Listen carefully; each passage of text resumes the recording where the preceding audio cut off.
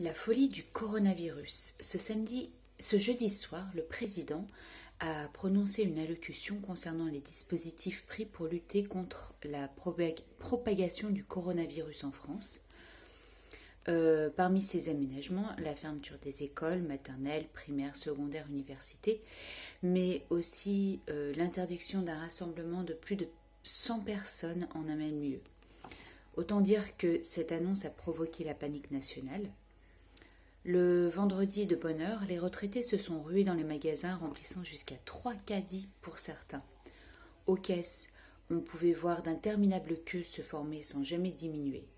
Et pourtant, la veille, Macron avait félicité les Français de n'avoir pas cédé à la panique. Vendredi, les grandes surfaces ont fait rentrer les clients par groupe de 30 et les services de course en ligne affichaient un délai de 2 jours. C'est comme ça que vendredi, au magasin où je travaille, se sont présentées beaucoup de nouvelles têtes qui voulaient faire du stock mais qui n'avaient pas le courage d'affronter les hyper et les supermarchés.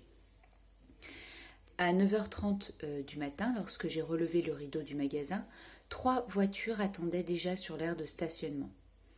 Nous n'étions pas préparés à un tel afflux.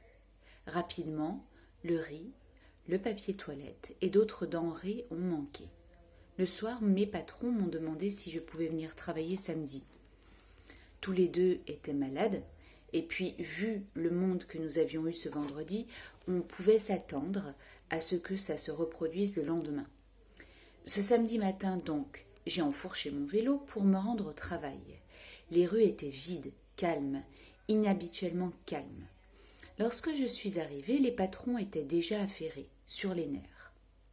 Nous avons fait notre mise en place, un peu à la bourre, car il y avait comme un vent de désolation dans les rayons vides que nous devions remplir avant d'accueillir les gens. Lorsque nous avons ouvert le magasin à 9h30, les clients ne rigolaient pas.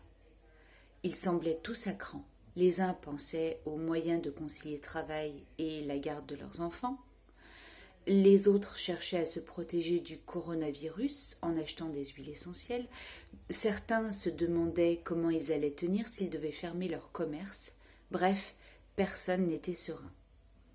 Au final, il a été annoncé que tous les commerces devaient fermer dimanche. Nous avons fait donc une sortie photo en famille car le temps s'y prêtait et nous n'étions pas les seuls à flâner et à prendre le soleil en ce dimanche.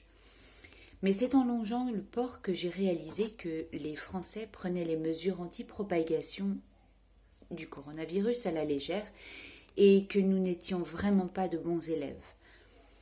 Lundi, la population sera peut-être plus consciente de l'effort national à fournir pour éviter un confinement plus long.